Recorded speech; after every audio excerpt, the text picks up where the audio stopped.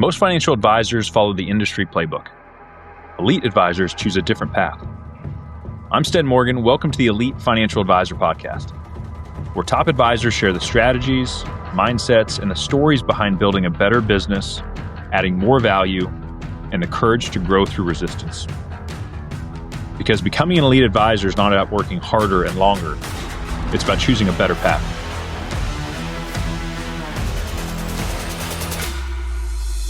There's no other business that's out there that gives away, the thing that they feel is their most valuable thing for free, and then just kind of hopes people pay them for something else. You would never go to, the doctor, and the doctor's like, here, I fixed your broken bone. By the way, let me tell you about, no, that wouldn't work. And the same thing with, a CPA. They're not going to do your tax return for free and then hope you pay them to talk. It's very backwards. Professionals charge for their expertise and time. And how you choose to do that is entirely up to you. You have to view yourself as a professional. If you want to be treated as a professional, then you've got to act like a professional. Welcome to this episode of the Elite Advisor Podcast.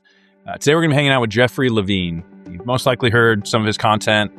I really appreciate his technical approach to the business. And I'd never heard his backstory of getting into the industry. And so today, Jeff's going to share his backstory, some of his insights into how to be successful faster, what's the identity of an advisor in the future, his ability to specifically communicate ideas in a process to get people's attention, which is great prospecting advice. So Jeff has some great feedback for us today. Let's jump in. Jeff, welcome to the podcast. Thank you so much. I appreciate you having me. You bet. So I did not know that your background, you were almost in the medical field. And then something around that saying, hey, I figured the system out and it wasn't where I wanted to be. And it reminded me of the Good Energy book. Have you read that? Casey Means. I actually have not read that one. No. Yeah, it's a lot in line with kind of that thing. But I'd love some kind of back history there of that feels like a left turn to get into this business. Yeah, it was just one of those things where I was really fortunate to be involved in a number of activities that left me very close to physicians while I was in school. And the physicians sort of surprisingly, almost unanimously said, find something else that you love if you can find something else that you love, right? They said, like, if being in medicine is the only thing that make you happy, like nobody's looking to crush dreams here.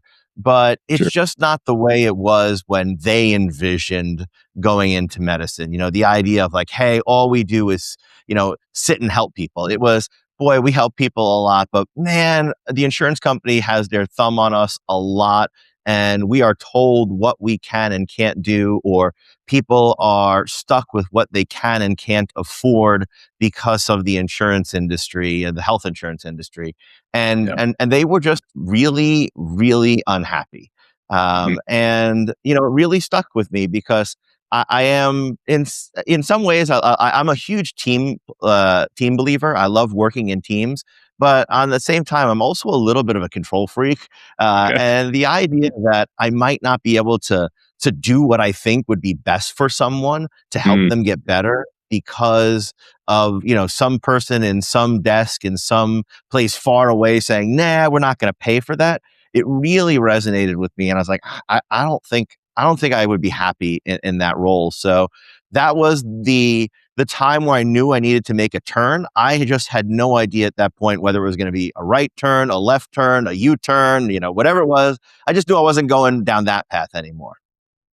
When did you feel, because I look back in my career and I felt a similar energy when I got into this business of like sell insurance, manage money at all costs. And I also had this weird feeling of like, is this the business or is there a different path that leads to something that feels a little more true to me? And it took me a while of bouncing around between firms. And then financial planning kind of woke that up into me of like, oh, I can just solve problems. And investments and insurance are part of that. But it took me a while to figure out like, oh, that's not the main thing. Yeah. I was in a really I guess, strange and lucky, fortuitous situation. So if I take a step back here, my mother's the managing partner for Ed Slott and Company, which a lot of people know who Ed Slott is. He's, for those who don't know, he's kind of like the country's guru of IRAs and retirement accounts. Has been that way for the better part of 30 years or so. A really long history of educating advisors in that area. And when people find that out, the first thing they think is like, oh, but he was born to do this. Like this is this is what he was always going to do. And it really wasn't like that at all. In fact, my mom is not a technical person in the least. If you ask her even today, being the managing partner of that business for, I don't know, 20, 25 years at this, I don't know, some very long period of time, she'll tell you, I have no idea. Ask my son about these questions. So, but what it did was they were having a conference in Atlanta, and they asked me to come down and to help with registration. And I was fortunate enough to go down and be sharing my story with someone, and kind of got a job offer from someone at that conference who said, "Look, I know that you've talked about getting into the industry already." By that point, I had dabbled. I had said, will I go into the financial industry? And I started with one of the large companies that are out there that said they were all about financial planning. But while they said they were all about financial planning, by the fourth day that I was there, which was one day a week during this early stage, but by the fourth day, so 4 weeks in, it was great. You really seem like you know what you're doing now. Bring a list of 100 people next week, and let's see how we can help them, which of course was very easy to see through, even for a young 20-something-year-old, to be like, so you just want to sell my friends and family a whole bunch of product, and then like whatever happens after that, who cares? And so I was like grossed out, but I was fortunate enough to both have this offer from this conference where an advisor said, "Hey, why don't you come down and work with me in my practice and be my junior, if you will, so to speak." I work in a CPA firm. We're very consultative. So it was a way for me to get into the business without having to sell. And at the same time, another advisor had taken me with him to a conference that he was invited to. And he said, "Look, I want you to come to my financial planning conference, and I want you to see people who really view this as a profession, who've done this for years." And I went, and it wasn't all about selling. It was all about, the every breakout or every meeting was like, how do we help people? Right. It wasn't the medical help, but it was back to that, like, how do we do good work for people in the way that is going to help them be best? And those two things in combination really gave me the start down my financial advisory path. Nice. With the CPA influence, is that kind of what pulled you into that tax curiosity? Like, where did that come from? Yeah, that's a great question. So, for me, it was always, I have this unhealthy obsession with having to know it all. And of course, you can't do it, right? You can't know it all. But it was, I'm going to just dive into an area. And I always, I think just from osmosis, the idea of retirement accounts sort of stuck with me, right? Like, in fact, I mentioned I went and I worked as a junior advisor or for some period of time after as my kind of first job in the business. And it was just be able to learn. Like this was not like a glorious job offer of here, come down and you're going to start and we're going to elevate you. I took a job for $30,000 doing the most menial work for this advisor. And it was a chance to learn, and it was okay. Like it was an unspoken contract. Like you're going to do a lot of grunt work, and you're going to be able to learn and get licensed and all that sort of stuff. So that was the role. But after about a year and a half or so, it was kind of clear that, that advisor really needed something else for his practice, and I had sort of bigger aspirations.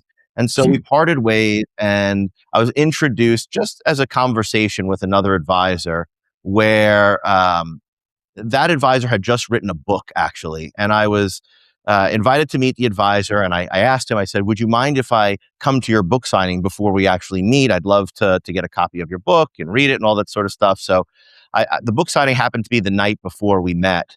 And when I went to the book signing, I took it home. I brought the book back to the house, and I read it that night, right? I stayed up all night reading the book, and it was an awesome book. but I found what I thought were, 3 or 4 esoteric IRA mistakes. So before Mm, meeting the advisor the next morning, I picked up the phone, I called Ed, and I said, what do I do? Do I tell this guy who just wrote this really awesome book, I mean, still a book on my bookshelf, that mm, there are mistakes in this work? And Ed, of course, looked at me and he says, I know this guy for years. There's no mistakes in this book. What do you're 20 something, like brash young kid thinking you know everything. I said, I'm pretty sure, Ed. Can I fax you the pages? And so, kind of making a long story short, I faxed him the pages. It was, in fact, true that there were some errors in there.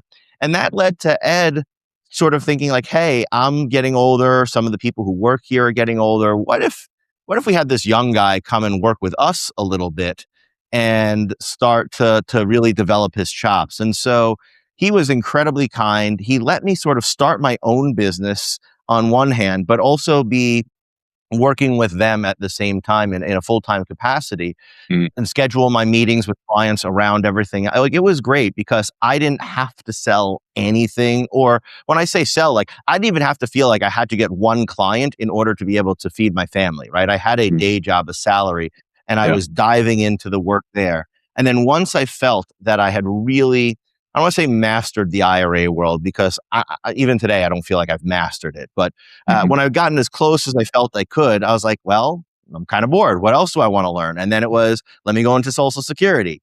And then Yeah. I got through that and I was like, what else? And then new laws started coming out. It was like fresh new stuff.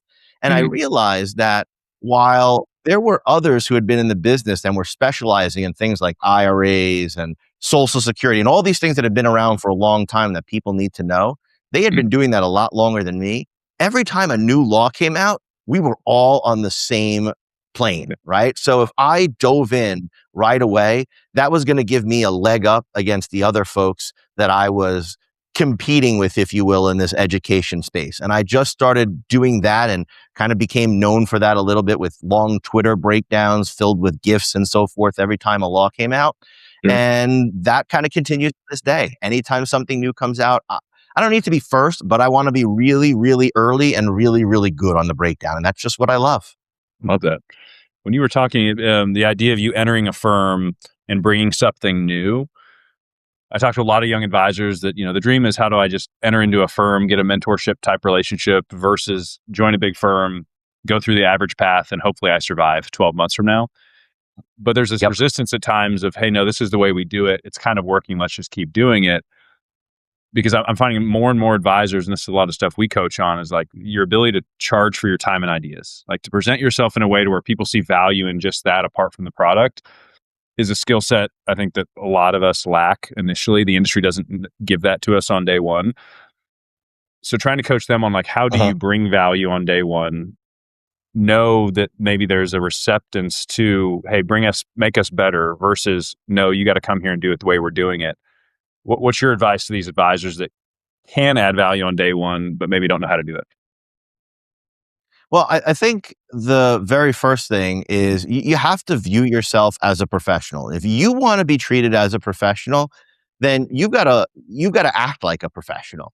And there's no other business that's out there that gives away, the thing that they feel is their most valuable thing for free, and then just kind of hopes people pay them for something else. Right? Yeah, Like, I mean, there are loss leaders out there. I get that. Like, you can sure. do a loss leader, but it's, you would never go to, the doctor, and the doctor's like, here, I fixed your broken bone. By the way, let me tell you about, like, no, that wouldn't work. And the same thing with, a CPA. They're not going to do your tax return for free and then hope you pay them to talk. It's very backwards, right? Professionals charge for their expertise and time, and how you choose to do that is entirely up to you. Sure. But you have to act and hold yourself up like a professional. If you don't view yourself as a professional, if you can't, when you look in the mirror, view yourself as someone who is worthy of being paid for the advice and value you can provide, no one else will ever Yeah. have that view either. So it starts with yourself. And then the other part of it is, you've got to be able to do it. So that's confidence, right? It's understanding that you have experience. It's putting in the time so that you know your craft extensively, right? You are a master of your trade. And beyond that, just the same way when we think about, I think about my colleagues who work in other professions, and they're very quick to turn for help to others in their profession when they need it, right? Like, my wife is in the medical field. Anytime that they had a complicating issue, there was never a like, oh, you're a stupid doctor. You're asking for a second opinion. Like, no. Same thing with my friends who are attorneys. A lot of times when they get complicated cases, they sit down and there's none of this like stigma attached to I need a resource. Right. But in the financial advisory space, Yeah. sometimes there's sort of some groups and some advisors that work in these teams and have these resources and they're available to them. And then there are these other advisors who feel like if they say I don't know to a client, that it is like the end of the world, that they have to like it's not. You do have to be a specialist. You have to have a lot of knowledge, but nobody, as I said before, nobody knows everything. And you just need to build the infrastructure and resources around you so that when you have a question, you have a place where you can go where you're confident. And that's all your client wants. At the end of the day, they want you to get them to the answer, but they don't need you to have every one of them yourself. Yeah. No, I appreciate that. Our 2-day event that we call How to Charge Live, where advisors come and we teach them, hey, how do you get paid for your planning?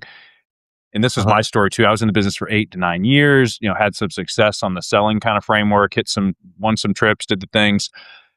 But the first time I positioned a financial plan, it was a 12-month financial plan for $1,500. And I swore they were going to say no.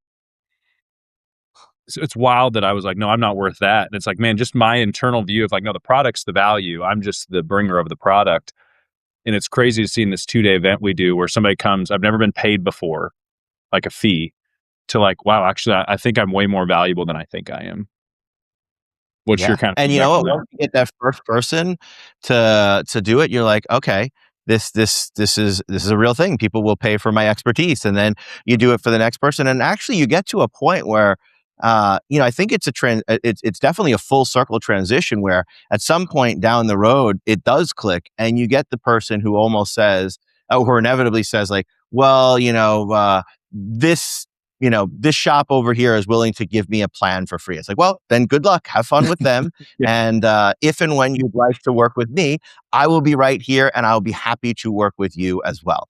Yeah. But you come full circle at some point. It starts slow where can I do this? Can I do this? And you get to the point where like, wait, I am a professional. And if you'd like to work with me, you'll pay me for my time. And if not, I will find other people who do value that. And I think that is, that's the heart of any good relationship is mutual value there. You Yeah. are like your time is the most valuable thing that you possess on this earth, right? I mean, it's such a cliched thing at this point, but until you really start to hone in on it, until you really value your time in the way that you want others to, again, it's very difficult to get others to value your time until you start doing it yourself. And I know it's hard, right? It Yeah. is hard, especially as a younger advisor who's looking like, well, if I tell them they're gonna be paying me for my services, what if they don't become a client? And what if I didn't charge them and they could have become a client? Those are all really the wrong questions to be asking, because it's really about like, if this person is not going to value me, are they the right person for me to work with to begin with? And yes, it might be a little bit more. Maybe I'll lose somebody today, but they weren't the right person, and in the end, it wasn't going to be a good fit anyway. So you got to be willing to walk away, if you will, at the right time.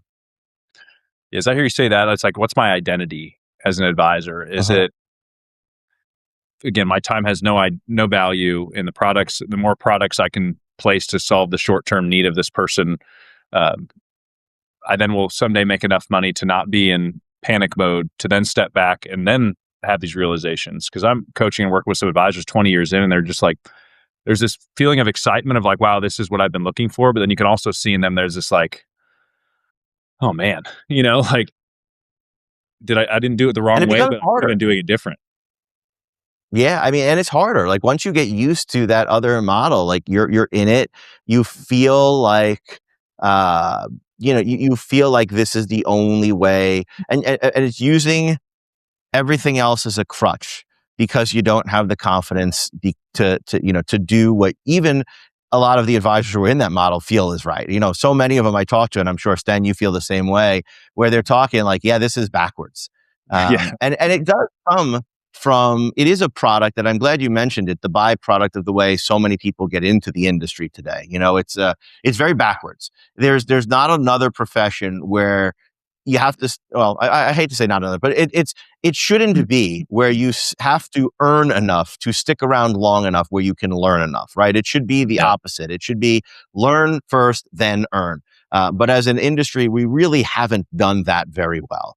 And there has been a lot of these paths coming in for people of, hey, come try it out, see if you can sell enough. And if you do, you'll earn something. And if you earn enough, then we'll keep you around and then you can learn. And it's very, very backwards. I'm very, very grateful for the fact that today we have a lot more paths into the industry than we did 20 years ago, 30 years ago, 40 years ago. You've got financial planning programs today at colleges, like people graduating with a major in financial planning, not economics or business. They're graduating with financial planning. You've got large firms out there and also mom and pop advisors who are saying, you know what, I want one of these young people to come in and they are going to do some work and they're going to have to, work for their education within the business. But then there's a defined path to, like, you can be a client service person and then you jump from client service person to becoming an associate or junior wealth advisor, or put whatever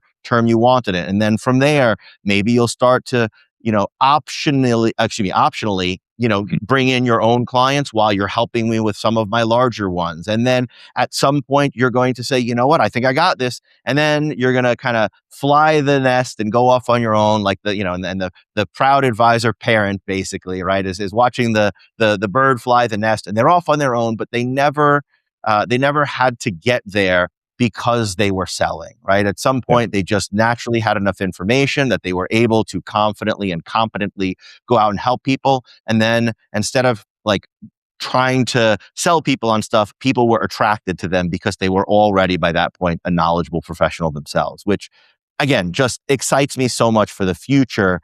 And that's a trend I think is going to continue to evolve towards that road. Yeah. Yeah. Well, we had an event here the other day, and I caught myself saying, imagine if this is really our sales pitch. We're not saying that, but hey Jeff, good to meet you. My name's Sten. You've never met me before, but just transfer me all your money and let's hope this thing works out. Like, that is really the pitch of being an advisor to somebody. I'm like, I don't know if that would work if I flipped it the other way. I don't think I'd say yes to that. Mm-hmm. Well, that was a very reminiscent, that sentence of what happened to me kind of early on in that, when I was mentioning these 4 weeks where I was going to this company and they said, hey, great, now bring in a list of, 100 people. I was like, wait a second. I don't know anything. And I never, like, I am not a quitter, right? Once I'm in something, even if I don't really enjoy it, I'm going to kind of see it through. But that was one of those where I just kind of had this crisis of conscience, and I looked and said, like, who would trust me with their life savings? I certainly wouldn't do it. And that was the moment. Like, it was the biggest, like, sad feeling I've had in this business, because I just felt like I wasn't going to be able to do it. And then those fortuitous circumstances happened where I was, bumped into the right people, got offered a role and whatnot. And very grateful for all those things, because I love what I do today. I mean, I would not go back. I always say, other than what I do today, there's only one thing I would snap my fingers and change my careers for, and that's to become an astronaut. And I'm pretty sure that I'm past that point in my life. So everyone's stuck with me in this role, I guess. I love it. When you think about part of my framework that had to change when I was on the insurance side and then I was on the heavy investment side and kind of found my way to, investments are important, insurance is great, but like, what if I got really good at talking about a process versus like the products? And I look back at, like, what are the things I wish on day one somebody would have told me? One, become a great communicator. Because you could have somebody with a need and you could have the solution, but if you don't have the ability to move them and inspire them to take action, like, I didn't know that. But also it's if I can share a process with you, you'd pay for that to go through it.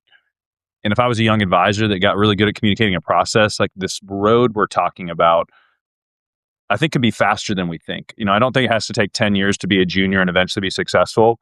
You probably can't do it in 2, but maybe 3 to 4 if you really get after it. How do you handle now in your world when you talk about process systems, I'm sure you're sharing great ideas all the time, but how do you open your value prop? So just to be clear, open the value prop for that new advisor coming in, or open the or what would that advisor have as their value prop for the end client?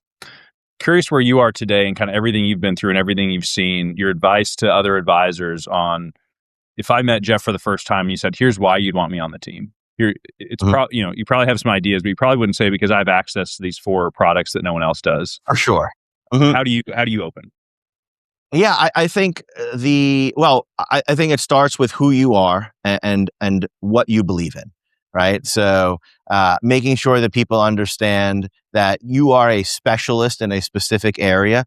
Again, I'm very guilty of doing something today that I normally try to not do, which is compare our industry to the medical field That's because right. it's Yeah. just overused. But Sure. again, it just this particular question lends itself so well to that when I had I recently had a physical injury. Excuse me. I Mhm. had hurt my stomach, and I wasn't going to like a general doctor. I did not want to go to see it. I mean, I'm happy to go see my GP. I love my GP, but I wanted a specialist. I was having an issue. I wanted to go there. My son, unfortunately, recently had a concussion. He's a 9-year-old kid. He plays sports. And, young kids concussion, you want to be careful about that. We went and we found a pediatric concussion specialist. Why? Because we want someone who speaks to our particular issue, who understands that, who's done it before. So part of that initial process is making sure that you do understand get clear on who you want to serve, Yeah. right? Because if you're trying to serve everybody, you're serving nobody. And that is another hard thing for advisors initially when they're thinking about it to do, because Yeah. they feel like if I only, if I say I only speak to clients who wear blue and eat spaghetti on Tuesdays, man, that I'm really limiting my potential, base of clients. But the Mhm. reality is anybody who wears blue and eats spaghetti on Tuesdays now like, wait a second, that's me. I That's want that. Like I know that person. And there's not a lot of people maybe talking to that particular person. And yeah, you could go broader. You can say retirement, or you can say, I want to help business owners. But the more specific you are, the more targeted that messaging is for that person, the more likely you're able to convert someone who steps in front of you. And that doesn't mean, and one of the things I think sometimes advisors get in their own head, that doesn't mean that if you're, if you say, I work with clients who specialize, who are tech entrepreneurs. It doesn't mean that the tech entrepreneur has a great friend who works in manufacturing and they refer him over and you're like, well, sorry, I only work with tech people. No, but it's like your messaging attracts your primary audience. And once you have that primary audience, they'll give you those periphery clients. You're still going to get the referrals to the friends, the family. They trust you at that point Right. and they Yeah. see the value you can provide. So, getting clear on who you want to serve is number one. And then number two is having like, what do you do for them? Like, what is your, I'm going to use the term here deliverable, but it doesn't necessarily have to be a physical deliverable anymore, right? Sure. It's like, what are they going to get? And explain to them, like, what does the process look with you on day one, month one, year one, and decade one, right? And talk to them Mhm. also in terms about, plant the seed that this is a long-term relationship. So in those initial meetings, casually mentioning like, well, we're doing this now, and I would expect us to revisit this in another 7 or 8 years again when it's time. Mhm. Dropping that idea that you're not in this for the short term, you're in this for the long term, and start getting the client's mind framed that way. And then finally, what I would say here is get really good. You talked about communication. I think that and psychology are the two most valuable things that an advisor can know today, outside of all the technical nitty gritty of like, what does the tax code say about this, and how do I build a diversified portfolio? And honestly, those last two, as important as they are, you can find partners really easily today to help build a diversified portfolio. You can find the right people to answer those tax questions. But the one thing that nothing can replace right now, not Mhm. other advisors, not other support systems, not AI, nothing, is that TWC, time with client. And if you want to measure a predictive measure of your success in this business, right? If you want to look at a chart and see a strong correlation between your income and something else, it's TWC. How much time do you spend with clients? So building the team around you, getting the things in place so that you can do it, and whether it's in person or Zoom or a coffee meeting, but just those one-on-one things when you get the casual, oh, this came up the other day, or by the way, it's a great thought. Bob, I was just talking to Bob and he had that question. Maybe I could connect you to. Those are when those organic moments happen. And it is a incredible predictor of success in that business or this business. So spend time with the people who are most important to you in this role, and that's your clients. That's great feedback. When we talk about those specific areas, if you could go back in time and you were saying, I'm going to get really clear on this language for a specific audience to help the people listening kind of get their brain moving, what are some that you would think of today? Wow. We could go broad and like we said before, you could talk about retirement and business owners. We could look at family planning. There's a whole lot there, whether that be education planning or families in flux. I think also you can do it around events as well. So you can do like, I work with newly married couples to help them solve their financial, to help them, marry their finances as they did their lives or whatever. You can do divorce. Divorce is unfortunately another area. You could do, a death. These are all things that unfortunately or fortunately, depending upon the thing, of course, happen, and they're big changes. So thinking about, but ultimately to me, it's like what inspires you, what drives you, like what do you really enjoy as a person? Because then that's going to, you asked before, how did you kind of go down this path? If nobody was paying attention, I'd still be going through each one of these new laws today and diving through, because it's just the way I'm wired. I love it. I want to know. I got to get in there. And to me, it was, if I'm going to do all this work, I might as well share it with others because I can help save them time, and maybe they don't love what I love. But, translating that to the advisor space, like who gives you energy? Who do you wake up in the morning and you're excited to go to the office to work with and serve? And we serve our clients. We are entrusted with in many cases what they've worked decades to build up, and even sometimes I'm only working with younger couples, or I haven't gotten to the point where I'm really working with those mega dollars. That's fine, but you know what? The person with $100,000, maybe they're not going to be the most lucrative client you ever have. But if that's where you are in your career right now, that $100,000 is probably more valuable to that person than $1 million or $2 million or $5 million is to some of the higher net worth clients that others might deal with. So it's a stepping stone. It's an at bat. You do have to make sure that when you are working with someone, that it's good business for you, but that good business can just be, this is an at bat for me, right? Like I need at bats. At some point, you switch and you go, okay, now I'm a starting lineup. Now I'm going to be more selective about the pitches I see, all that sort of stuff, whatever. I'm very analogy heavy this morning, Sten. I don't know why. Bring it. But that to me is really important, right? Is where do you see passion? Where do you get passion? And we can then start tailoring it to, in some cases, you might live in an area where there's a big employer, right? You could say, I work with people for this. I know advisors who have only clients who work for one company. And when I say only, I mean like 90% of their clients, right? As I said before, then they get the friends and the family, but like their targeted market is, I work with people who work at this company. And that's it, because they live in an area where there's a headquarters of a huge company and they speak very specifically to that company. And when they want to try to get new clients, you know what they do? They say to the HR person at that company, I'd love to do a session for you guys. I work specifically with folks from your company. Let me share with you a little bit about how this new law affects people at your company, right? Like that is a very targeted message, and you're going to get a lot more yeses than, hey, I'd like to talk to you about, some generic financial product or even strategy when you're not speaking to an audience directly. Yeah.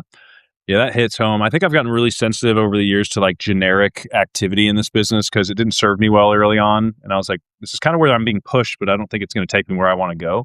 So when I started seeing everybody do something, I was like, maybe that's a sign not to do that. But we use what we call targeting strategies, which as you're unpacking is like, do I have a specific idea that helps a specific group? And if I take it to them, the close rate's much higher. And we've even had an advisor we coach that got a employee handbook from a large company and then wrote like a mini ebook that said how to retire from this company. Yep, that's great. Like, you just became an authority overnight for that group of people.